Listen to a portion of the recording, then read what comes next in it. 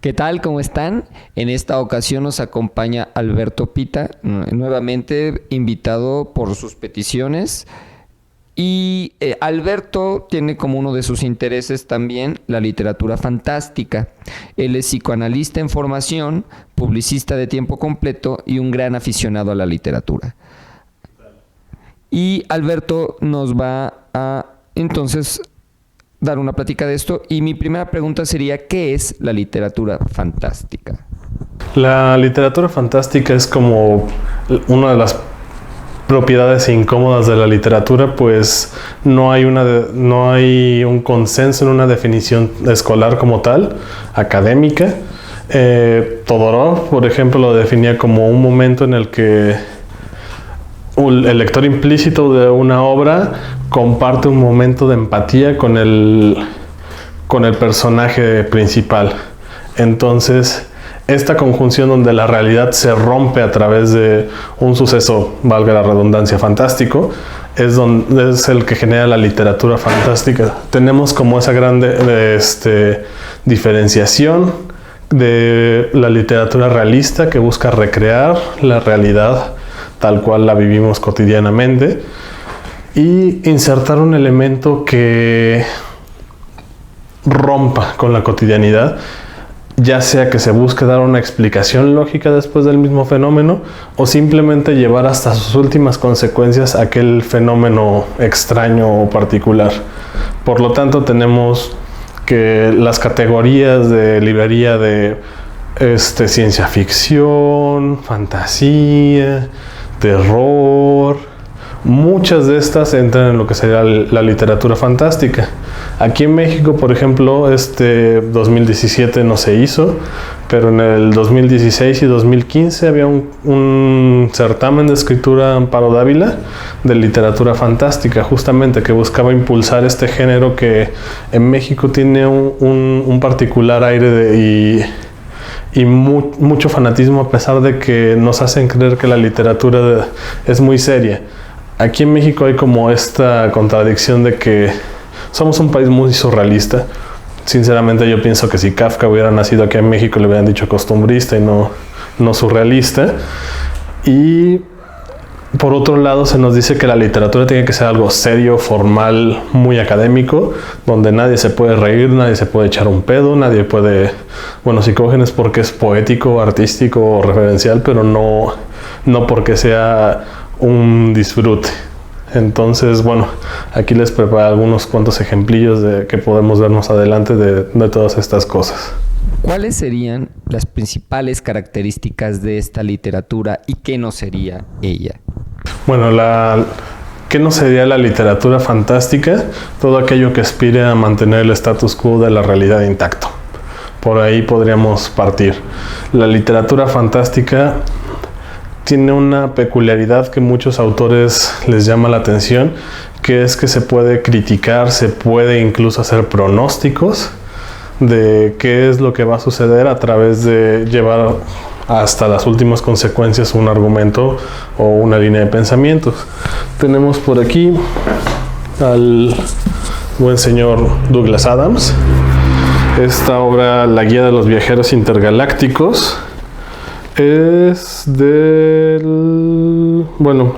edición completa con todas las obras es del 86. Este hombre ya hablaba de lo que hoy manejamos como smartphones y tablets, es decir, pequeños aparatos donde la gente puede escribir, ver videos y fotos. Bueno, no lo maneja como videos porque no existía esa terminología, pero recordar información que se tenga acceso a nivel global o en este caso universal, y que se pueda actualizar a partir de cada usuario, es decir, que sea un conocimiento compartido, como lo es ahora Wikipedia. Entonces, a lo que iba con todo esto es una sola idea. La literatura fantástica tiene no un poder de predicción, sino más bien de observación, de crítica, e incluso hay que decirlo, la literatura no es ingenua, o bueno, más bien los escritores no son ingenuos. entre más ingenuos nos quieran parecer, probablemente tienen más colmillo. Pensemos en la literatura infantil, que es catalogada como infantil, como Roald Dahl, el escritor de Charlie y la fábrica de chocolates. La película esta de las brujas también está basado en uno de sus libros.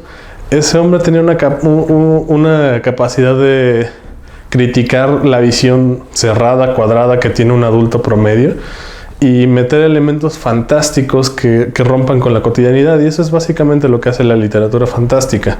Romper con lo cotidiano a través de un elemento que sea un disruptor de la realidad. Si nos queremos ver como muy agustinianos o tomistas, sería como como la idea del monstruo para la filosofía medieval, que es algo que existe y tiene que ser parte del plan divino, pero de todas formas rompe con el esquema de la realidad y por lo tanto debe ser ignorado.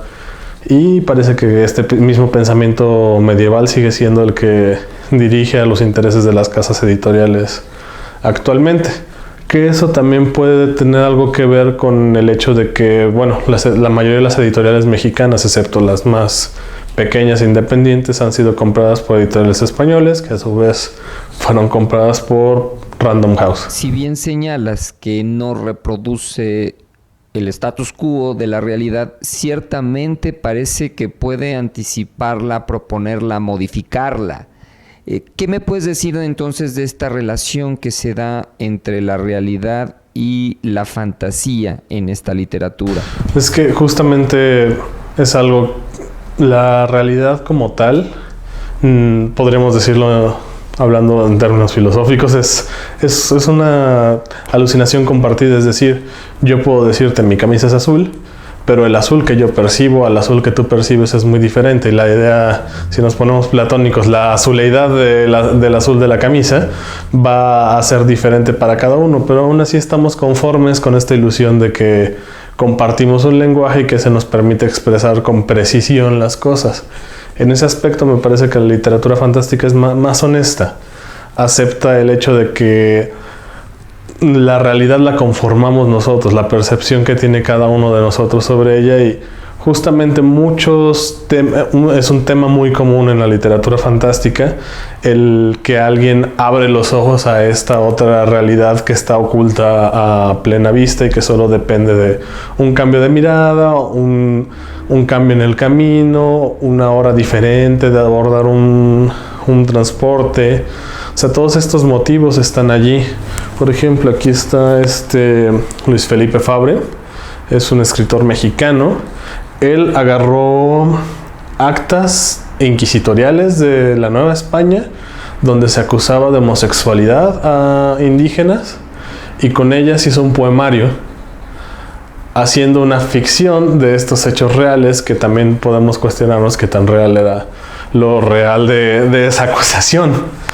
Entonces, si me permiten, aquí tenía uno ya como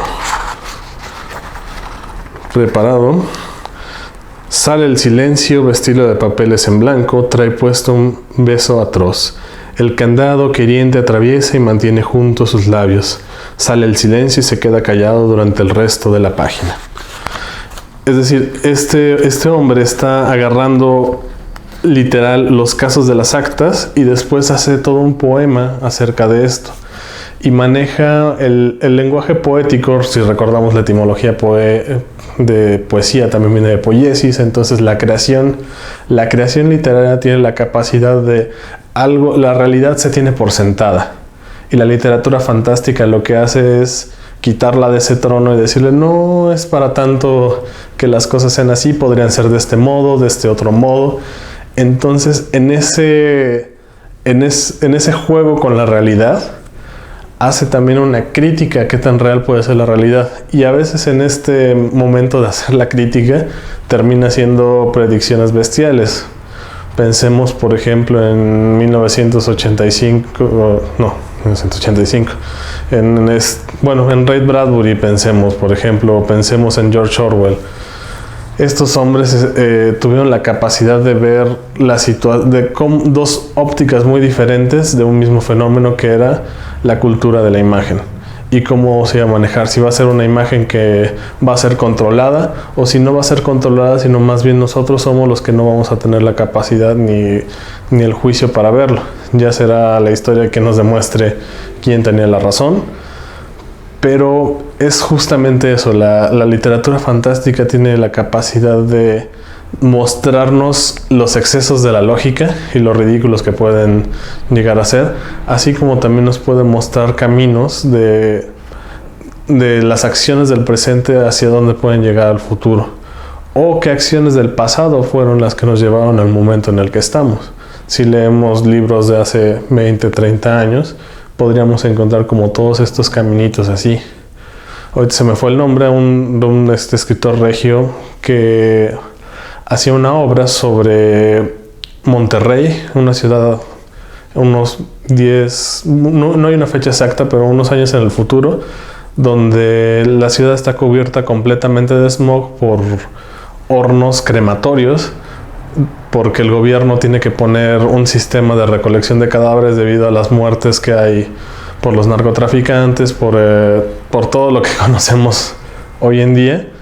Y es la historia de un hombre que se da cuenta que hay un sistema de reconocimiento de cadáveres y ya hay toda una burocracia para deshacerse de un cuerpo y seguir con la vida, y es la historia de un hombre que se niega a seguir con ese proceso que se da como por sentado en automático ya en la vida de todos la gente del norte. Nos has dicho varias enseñanzas que nos han legado estos autores de la literatura fantástica. Desde tu punto de vista, ¿cuáles serían las principales enseñanzas, las principales aportaciones que ha dado esta literatura? Pues es que incluso podemos cuestionarnos muchísimo a quiénes estaríamos catalogando aquí. Un buen ejemplo sería Nietzsche. ¿Cómo se llama? En Así habló Zaratustra. Lo podemos catalogar como filosofía o como literatura fantástica, es decir, tiene un tema mitológico muy fuerte, así como, bueno, los grandes clásicos decimos, la Odisea la catalogamos como literatura fantástica. Entonces, ¿por qué no a Nietzsche? Ahí es donde entran ya como la teoría de los catálogos, si es académico, si es editorial, Al final de cuentas, el que sea literatura fantástica más bien nos ayuda a alejarlo de, como decíamos, de la literatura realista, de la no ficción, esta gran sección que vende mucho en las librerías. Y bueno, qué decir, o sea, hay tantos temas. Yo creo que desde mi particular punto de vista, la literatura fantástica nos dice precisamente qué es el hombre. No creo que sea coincidencia que muchos cronistas justamente son los que también son escritores de literatura fantástica, gente que cree en el hecho de trabajar la calle, salir a la calle de su ciudad, conocerla y utilizarla como un tema de su literatura. Esto se me hace muy importante porque también nos habla de una idea de identidad. Es decir, no es lo mismo la literatura fantástica aquí en México, en la Ciudad de México, que en Guadalajara, que en Veracruz, que en Michoacán, que en Monterrey. No es lo mismo la literatura fantástica de México que de Estados Unidos, que de Venezuela, que... En fin, Japón es un gran ejemplo porque ellos tienen una tendencia a rescatar todo lo que son sus orígenes, es decir, culturalmente su mitología se mantiene muy vigente en sus temas literarios. Entonces podemos ver fantasmas clásicos de la literatura japonesa que aparecían desde la época medieval, lo que sería el medievo japonés, a la actualidad, cómo se han ido reinterpretando. Y esa es otra gran característica de la literatura fantástica. Se trata de una reinterpretación, una apropiación del pasado al presente, una identidad, una identificación, y sobre todo de abrir posibilidades. ¿Qué tal si? Y si hubiera pasado esto en vez de esto. Por ejemplo, ahorita me viene a la mente El año de Drácula de Kim Newman, que es una ficción de la ficción de Drácula, que habla de que si no hubieran matado a Drácula, él se hubiera casado con la reina de Inglaterra al final y hubiera hecho un mundo de vampiros y humanos. Entonces, ¿y cómo hubiera sido ese tipo de sociedad? Dice, crea todo un mundo que hace referencias a la literatura gótica isabelina. Es delirante, maravilloso, y es justamente otra de las características de la literatura fantástica.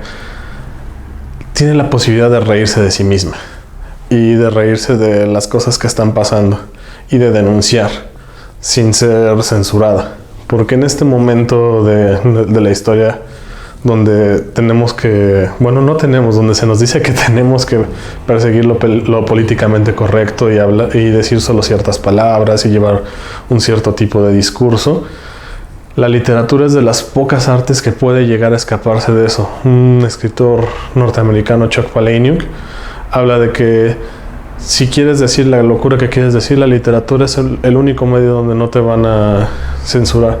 Nadie te va a decir que no escribas algo. La censura al momento de la literatura viene mal. O sea, sí hay una censura en el aparato editorial, pero también muchas veces viene desde el mismo autor y desde la misma época. El libro de Fabre que les mostraba, por ejemplo, no fue publicado aquí en México. Esa obra es de una editorial española, porque aunque se metió como para proyecto de CONACYT, no se quiso publicar por el mismo problema del tema de la homosexualidad en México. Entonces, todos estos temas que le son incómodos a la sociedad, que no son incómodos de hablar como en público y que pueden generar opiniones polémicas, la literatura fantástica tiene la posibilidad de decirlos. Hay otro libro, no recuerdo el autor ahorita, que se llama Ponxila, que es como para esta nueva categoría que le llaman Young Readers, que habla de la historia de un muchacho que atraviesa Norteamérica mientras lidia con sus problemas de adolescencia, sentimiento de separación y adicción a las drogas, y sus encuentros sexuales durante todo este tiempo mientras va en busca de su hermano que está muriendo de cáncer. Entonces, ese tipo de temas, ¿cuándo un libro de no ficción podría hablar de eso? A menos que fuera una obra como de superación personal o historia de éxito. Es decir, la literatura fantástica no tiene la obligación de dar una moraleja, sino justamente deja abierta la capacidad de preguntar, de que el lector se pregunte y se cuestione qué estamos haciendo, hacia dónde vamos o qué hemos hecho. Señalaste que esta literatura no es igual en unas regiones que en otras. Mi pregunta iría en este sentido: ¿existirá alguna obra de literatura fantástica que sea de corte universal, así como tenemos el Quijote en la lengua española? ¿Cuál sería el Quijote de la literatura fantástica? Si es que hay tal, y si no, ¿por qué no? Es que incluso podríamos decir que el mismo Quijote es parte de la literatura fantástica. Estaríamos hablando hasta de metaliteratura en la época de Cervantes, de qué pasa cuando una persona lee demasiados libros, los romances o novelas de caballerescas, y se instaura en el mundo. Entonces Cervantes también hace Dante Alighieri con la Divina Comedia, que también es otro inaugurador de idioma, Beowulf para el inglés. Es decir, la literatura fantástica es constitutiva para la identidad cultural de cada una de estas zonas, y justamente, como te decía, en hablar de lo más humano de lo humano es donde interviene lo fantástico, justamente, porque no, es decir, separémoslo un poco. Uno puede decir quién es uno mismo, o sea, yo puedo decir yo soy tal, pero no es sino desde afuera que me puede decir, no es cierto, no eres así. O sea, decir, no, yo jamás me echo un pedo. No, claro, no, yo convivo contigo. Yo no ronco cuando no, ¿cómo no? O sea, no me dejas dormir porque roncas. Es decir, la literatura fantástica es ese otro que viene a darnos un espejo para reflejarnos y decir a través de la ficción, de la imaginación, de lo fantástico, que nuestra realidad no es tan real y que apenas acabamos de percibir algunas cosas. Hay muchas otras que no caben en nuestras capacidades sensoriales. O sea, pensemos en el rango infrarrojo. Es una posibilidad, pero nuestros órganos receptores no la tienen, entonces usamos tecnología para percibirla, y por eso es que la tecnología también es un gran tema para la literatura fantástica a través de lo que nosotros conocemos como ciencia ficción. Actualmente, por ejemplo, este programa de Black Mirror no es sino una forma de llevar al mainstream todas estas historias. En la última temporada, el capítulo final, del que no hablaré para respetar los spoilers para los que no lo hayan visto, fue escrito por Penn, el mago de Penn y Teller. Para los que no lo ubican, es un hombre que ha dedicado su carrera, su vida a hacer muchas cosas, entre ellas magias, programas y también tiene una beta de escritor. Y esta historia, él se inspiró en un momento en el que él, por 1970 y tantos, cayó enfermo en un hospital en España, es decir, un norteamericano en España que no podía hablar y estaba en una situación de salud muy grave y nadie le entendía ni nada. Entonces él quiso explicar el miedo de, ¿y cómo podría entenderme alguien? Entonces, ¿qué tal si me metieran un aparato en la cabeza para que el doctor experimentara el mismo dolor que yo estoy experimentando? Y de allí lo llevó a sus últimas consecuencias. Eso es la literatura fantástica, un argumento que ya puede ser racional o irracional, explotando hasta los límites de la lógica humana. Entonces, decir una obra como tal, no, yo creo que justamente el boom, el florecimiento de la literatura fantástica, la reinterpretación de reinterpretaciones que se haga, es lo que permite la universalidad de esta corriente.